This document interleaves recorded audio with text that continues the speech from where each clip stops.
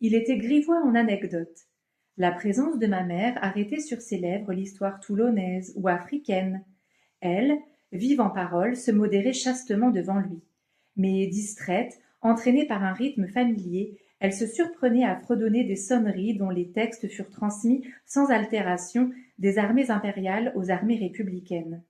Ne nous gênons plus, disait mon père derrière le temps déployé. Oh, suffoquait ma mère, pourvu que la petite n'ait pas entendu. Pour la petite, repartait mon père, ça n'a pas d'importance. Et il attachait sur sa créature choisie l'extraordinaire regard gris-bleu plein de bravade, qui ne versait ses secrets à personne, mais qui avouait parfois « j'ai des secrets ». J'essaie, seul, d'imiter ce regard de mon père. Il m'arrive d'y réussir assez bien, surtout quand je m'en sers pour me mesurer avec un tourment caché. Tant est efficace le secours de l'insulte à ce qui vous domine le mieux, et grand le plaisir de fronder un maître.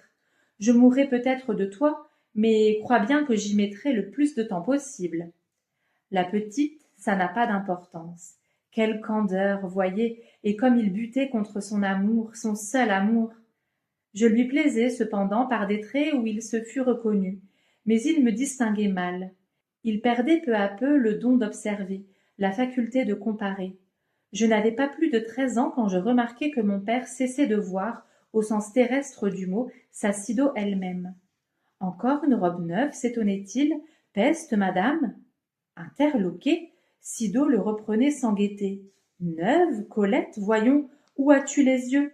Elle pinçait entre deux doigts une soie élimée, une visite perlée de jais. 3 ans, Colette, tu m'entends? Elle a 3 ans. Et ce n'est pas fini, ajoutait-elle avec une hâte fière, teinte en bleu marine.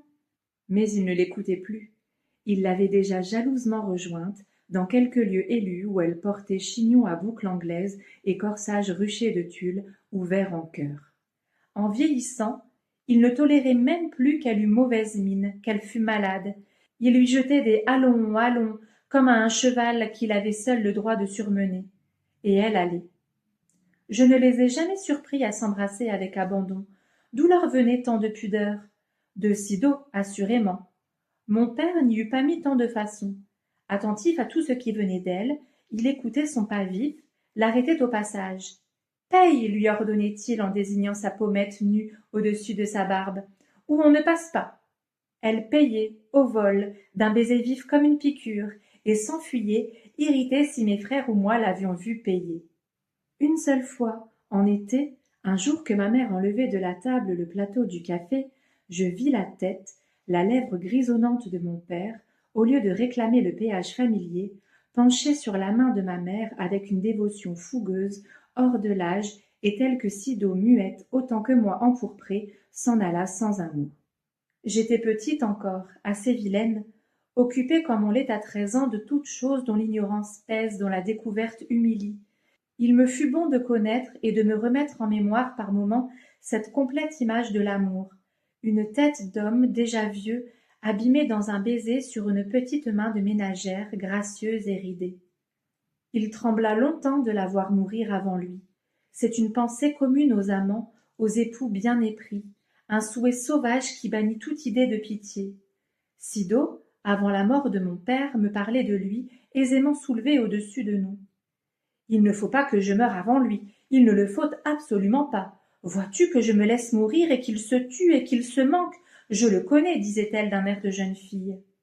Elle rêvait un peu, les yeux sur la petite rue de Châtillon-Coligny ou sur le carré de jardin-prisonnier.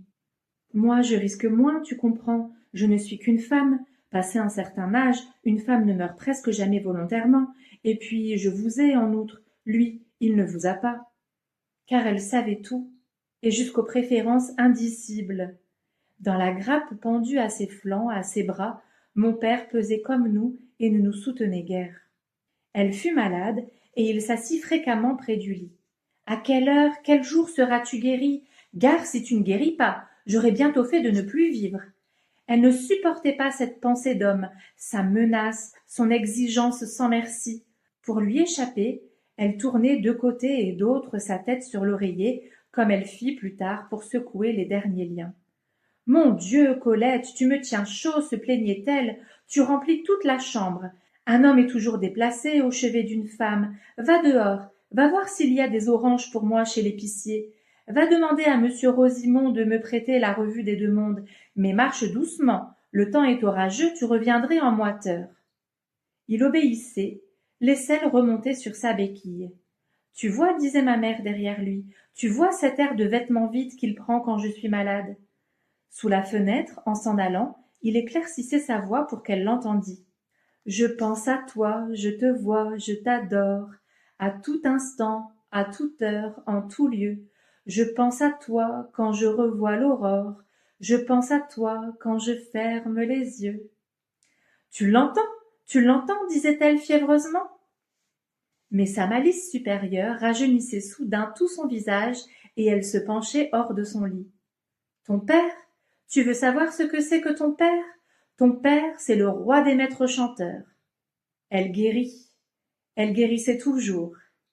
Mais quand on lui enleva un sein, et 4 ans après l'autre sein, mon père conçut d'elle une méfiance terrible, quoiqu'elle guérît encore chaque fois. Pour une arête de poisson qui restait au gosier de ma mère l'obligeait à tousser violemment, les joues congestionnées et les yeux pleins de larmes, mon père, d'un coup de poing asséné sur la table, dispersa en éclats son assiette et cria furieusement « Ça va finir !» Elle ne s'y trompa point et l'apaisa avec une délicatesse miséricordieuse, des mots plaisants, de voltigeants regards. J'emploie toujours ces mots, voltigeants regards, quand il s'agit d'elle.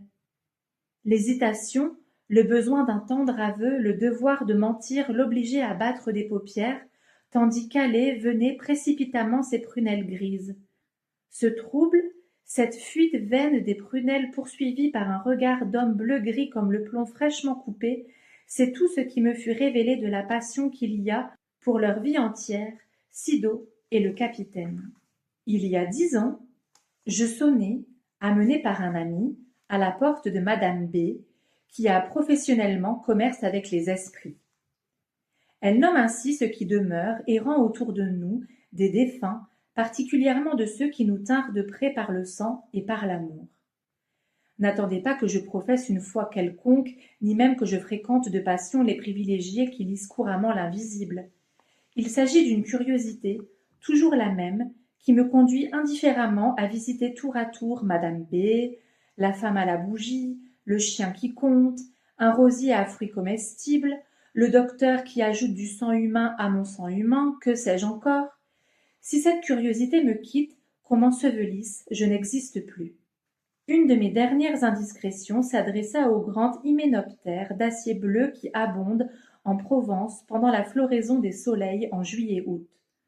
Tourmenté d'ignorer le nom de ce guerrier bardé, je m'interrogeai. A-t-il ou non un dard? Est-il seulement un samouraï magnifique et sans sabre? Je suis bien soulagé d'être tiré d'incertitude. Une curieuse petite déformation sur l'os d'une phalangine atteste que le guerrier bleu est armé à merveille et prompt à dégainer. Chez madame B, j'eus l'agréable nouveauté d'un appartement moderne, traversé de soleil. Sur la fenêtre chantaient des oiseaux en cage, dans la pièce voisine des enfants riaient. Une aimable et ronde femme à cheveux blancs m'affirma qu'elle n'avait besoin ni de clair-obscur, ni d'aucun maléfique décor. Elle ne réclama qu'un instant de méditation, et ma main serrée dans les siennes. « Vous voulez me poser des questions ?» me demanda-t-elle. Je m'avisai alors que j'étais sans avidité, sans passion pour un au-delà quelconque, sans souhaits immodérés, et je ne trouvai rien à dire, sinon le mot le plus banal. « Alors, vous voyez les morts? Comment sont-ils » ? Comme les vivants, répondit madame B avec rondeur. Ainsi, derrière vous, derrière moi, c'était la fenêtre ensoleillée et la cage des serins verts. Derrière vous est assis l'esprit d'un homme âgé.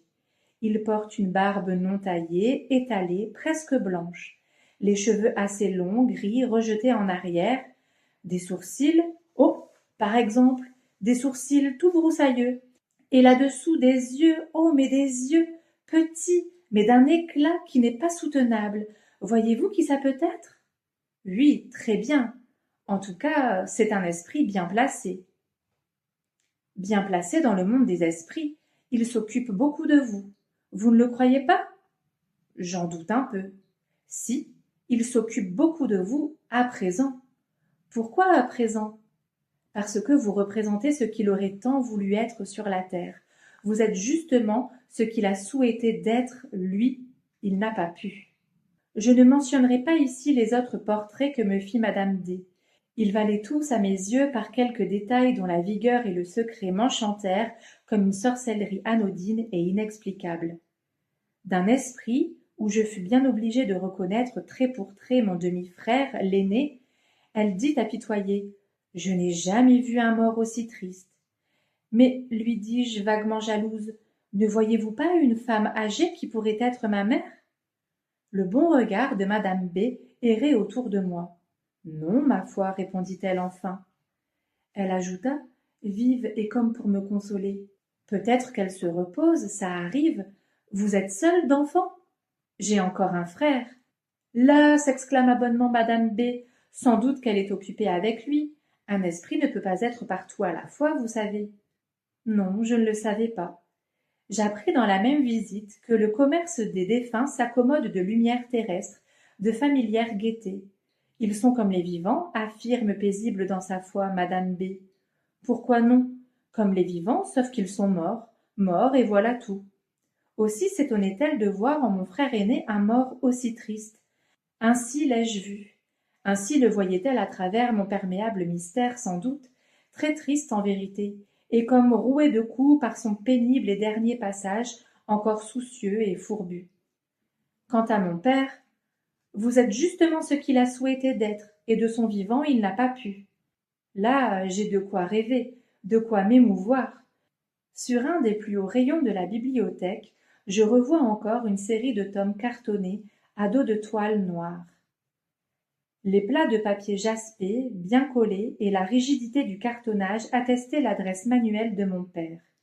Mais les titres, manuscrits en lettres gothiques, ne me tentaient point, d'autant que les étiquettes à filets noirs ne révélaient aucun auteur. Je cite de mémoire Mes campagnes, Les enseignements de 70, La géodésie des géodésies, L'algèbre élégante, Le maréchal de Mac-Mahon vu par un de ses compagnons d'armes, Du village à la chambre, Chansons de zouaves, vers, j'en oublie. Quand mon père mourut, la bibliothèque devint chambre à coucher, les livres quittèrent leurs rayons. Viens donc voir, appela un jour mon frère, l'aîné.